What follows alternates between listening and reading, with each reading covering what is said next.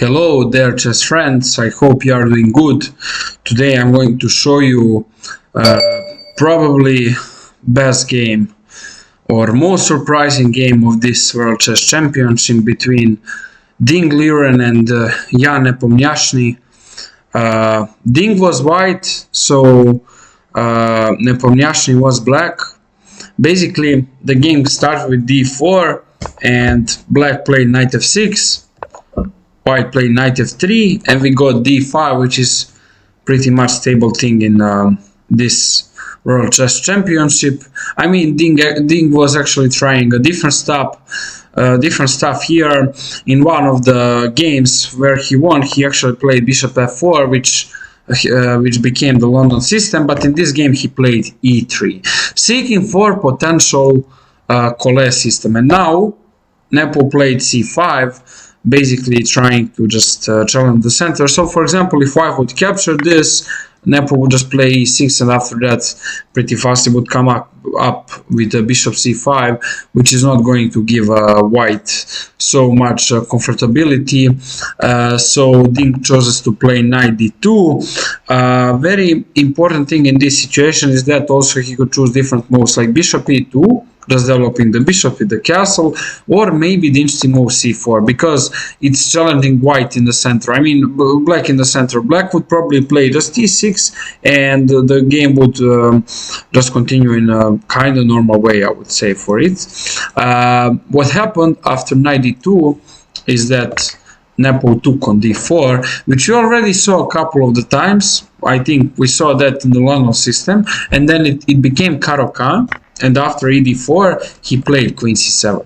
So queen c7 is kind of surprising move this early in the game, because with queen c7, what is he doing? He's just trying to take this long diagonal, I guess so, or something, and maybe to wait a little bit with developing his major pieces like bishops and the knights. I mean, knight on f6 is developed, but the other ones. And Ding played c3, which is very stable, and now Nepo played bishop d7. So this is the first interesting moment in the game, because this move bishop d7 is actually innocuously. Why? Because this bishop is not best here. He's probably better on f5, taking this long diagonal, and that's what I would consider at this situation. But Nepo chooses that over the position, and that was surprising. After bishop d7, Ding played bishop d3. Let's come back and stay for a moment. So this position is basically pretty much normal, and on the first look it doesn't seem that white is having better option as well, like just developing the bishop on d3 or something. But actually what white could play, it was knight e5. And for example, let's say after e6 he had very nice alternative f4, and after this bishop d3 with very fastly queen f3 or either knight f3 and short castle, and white is doing awesome. That's actually the thing, because after all of that, at some point maybe white would push f5. That was a thing which Ding maybe should have been played, but instead he played bishop d3, just developing the bishop and trying to play in a normal way. Nepo played knight c6, and now we got castle, and then Nepo played bishop g4. Okay, this was also very interesting. Why? Because after bishop g4, now he pinned white's queen, so knight cannot really move. If the knight moves, then queen is hanging. So Ding just played rook e1. Another option he could play was b4, which I was trying to understand, but the idea of b4 is just trying to get the attack on the queen side, and after, for example, e6, just push this and play something like rook c1, bishop b2, rook c1, and then c4, and eventually white is actually doing very stable and very nice at this situation. So instead of that, he wanted to play rook e1, and that's what he played, and now we got e6. e6 by Nepo, just playing normally, and now we got knight f1. This is pretty logical, because Ding at some point wants to play knight g3, and he wants to really get some sort of activity without further thinking. That's what I think is an idea in this situation. Now just Nepo went bishop d6, bishop g5. The idea is probably taking on f6 with ruining black's pawn structure and making it unstable a little bit. So white is just doing better at this situation. After that, black played long castle. So the point after long castle is that black played short castle. So this was a very surprising move for me, because Nepo just allowed bishop f6, and I thought this diagonal is such a strong one. With an upcoming knight g3, it looks like it's risky, but there is actually the point. After bishop takes, which happened in the game, g takes, knight g3, Nepo played f5. Very nice move, closing off this diagonal and stopping black from doing anything dangerous, stopping white from doing anything dangerous for the black's position. That was actually the thing. After that, we got h3. Ding played h3 in order to kick the bishop, and now the only move and the most logical is bishop f3, queen f3, and now knight e7. So it's clear that at some point Nepo probably wants knight g6 and knight g4 in order to try to get the activity and try to get his knight better placed. Now, because of that, Ding strikes back with the knights, maybe trying to gain some activity over the king side with the move knight h5. The point is that now he's actually trying to potentially play knight f6, maybe queen h5, and try to attack on h7. That would be the possibility. What happened in this position is that Nepo just said, okay, you can go for check, but I don't care because you can't. It's king h8. And now the idea, using the purpose of the open file, he wants to use the g file for the stuff he can use, and that's why he used to play king h8, because right now he can play rook g8. And then Ding, which is probably a very surprising move, for example, what I would play is rook c1 and c4, and maybe try to gain some activity over the queen side, and to open up c file, so I can try to open up the center with some d5 in the long future.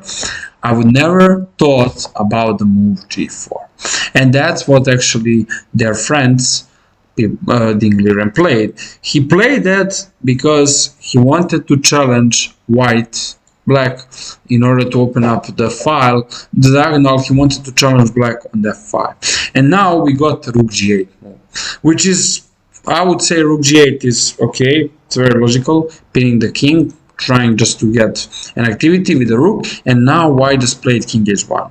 So after king h1, now Ding is probably trying to play rook g1 at some point, and now we got logically knight g6 move from Nepomniachtchi, where actually he might play knight h4 or stuff like that, and now white just played bishop c2. This is one of the inaccuracies in the game. What Ding should play here, which is slightly better, is rook g1, and now we got very interesting line, which is considered as an equal line, rook g1, and after knight h4, white needs to play queen e2, and then f4. Actually, it looks like this diagonal is opening and this diagonal is closed, but actually this pawn can come up to f3, and after f3 he can actually become very strong, and now black goes bishop f4. So for example, rook g7 would be a blunder because of queen h6, and now double attack over the h7 and h4, and black is probably just losing the game on the spot as well, or it's much worse at least. So after bishop f4, just queen e1, and then rook g7 is defending, and it doesn't look like white's position is pleasured, since the pawn on f3 is actually doing his own thing, and that's pressuring white's position. So Ding missed to play that, and he played the move bishop c2, and now we got the move knight h4. So knight h4 by black was actually very logical move, and now Ding just played queen e3, and after that we got rook g6. So obviously what Nepo maybe wants is rook g8 very soon, and now white just played rook g1, and now we got f4. Very surprising move. Why? Well, it's not expected because the rook is hanging, but it's much better position for black at this situation. After queen e7, he now can sometimes play with the idea of coming into with the queen into the square of h4 and also queen g5 and trying maybe some rook h6, rook h5 and opening up h5 and opening up white's king. And that's actually what's the dangerous thing behind all of the position. Even though this bishop is closed, he's kind of close here, his main purpose is supporting the f4 pawn. And now white play rook from a to e1. We got queen g5 and now c4. So white is actually trying, Ding is trying, like I said, to open up a side on the other side of the board. He simply can't wait, because if he just waits, Nepo will probably just strike very easily, and that's going to simply make a lot of the problems for the white's position. That's going to be a problem. So in the game we got d takes c4, queen c3, and now b5. And now simply maybe sometimes white wants d5 and stuff like that, but simply white is already very uncomfortable here, and Ding actually tried to challenge white around the queen side, but actually Nepo just played simply b4. And now we got queen takes, rook g8. This is one of the mistakes in the games which are important. In this situation we got very nice combination which black can try, but it's simply very hard to see the whole combination because it's not so obvious. What Nepo should have been played was immediately knight f3. Both rooks are hanging, so forking the rooks, and now it looks like black is lost, right? I mean white is lost, right? But now white can play queen c6, and now what Nepo has to see is the move knight e1, and after queen a8, rook g8, queen e4, because the bishop on c2 is hanging, knight c2, and after queen c2, queen h4, attacking on h3. Now, if white goes king g2, we got queen h5. Now the pin on g8 is allowing this. If we go queen d3, black can play absolutely amazing move, f5, and completely stun the white's position. There's nothing he can do. It's just simply, what's this? It's like, it's nonsense. Now the white's position, the knight is on the edge of the board. There's nothing simply. And after this, queen f3 takes, rook takes, and just takes, and after takes, black is simply winning this endgame by playing very nice combination with a very nice move b3, and after move knight f6, just bishop a3. And all of this is a combination of 10 moves for one of the sides, which means for both of the sides it's 20 moves. It's absolutely hard to see all of this. It's absolutely hard. It's very hard. Simply, there's no way, there's no real way how to make this. That's simply what happens. So in the game we got rook from a to g8. Nepomniachtchi missed his chance playing this move, and now Ding should simply take it. I never thought why he never wanted to take, probably because the knight is going to be trapped as well, probably. What Ding played was queen c6, which was a mistake a little inaccurately, and now black could play knight f5 with a very nice idea of queen h4. Instead, he chooses move which is worse, the move bishop b8. After bishop b8, Ding could take again bishop g6, and after like this we got d5, where now it looks like the position is very unclear, but after g takes, looks like black is up 2 pieces for the knight, for the rook, but d takes, and after takes we got this thing. And after taking here, white got very nice combination of taking the piece, queen e7, and now black is in real trouble, because whatever what black does, white has opportunity for double attack with the check, and the position is just game over. That's what Ding also missed in the game. But there they both got pretty much small amount, critical amount of time here, like 20 minutes, which is actually starting to be pressure because they have to attend 12 moves for just 20 minutes, which is on the World Chess Championship level very hard, to be precise. Instead, he played Queen b7, we got Rook h6, and now after Rook h6 there's just Bishop e4, Black just goes Rook f8, and now we got Queen b4. After Queen b4, the Rook on f8 is hanging, Black played Queen d8, and after Queen d8, he is trying to defending this stuff, but after that, White just goes Queen c3. And this is just trying to get the pin around the king, and the idea is maybe d5 and at some point getting g7 thing done. That's the idea. In the game we got knight d6, where Black is just trying to come back with the knight, and eventually after d5 probably just plays e5, and the position would be okay for Black, but he would still get this bishop very closed. And now after that in the game, instead of d5, Ding just played bishop g2. The point of bishop g2 is maybe just trying to open up e-file as well and defend on h3, maybe do rook e4 at some point, or maybe d5 without possible e5. I'm not completely sure what exactly was White's idea. We got queen h4 by Black, and now we got rook e2 by Ding. And this is a crucial moment of the game. Nepo should continue to play Queen g5 in order to try to just get normal situation from the position.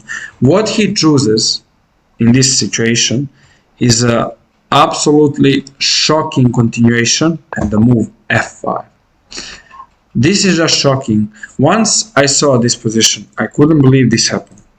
But the point here, Black just blundered the most important pawn in the whole position, and now the position going from plus 0.5 for White is absolutely dead loss for Black, plus 13, and White just took, Nepo just took 17 minutes to play here. He just played rook h5, we got g takes h5, queen takes h5, and after d5, opening all the diagonal, trying to hit all of the stuff, king g8, we just got d6.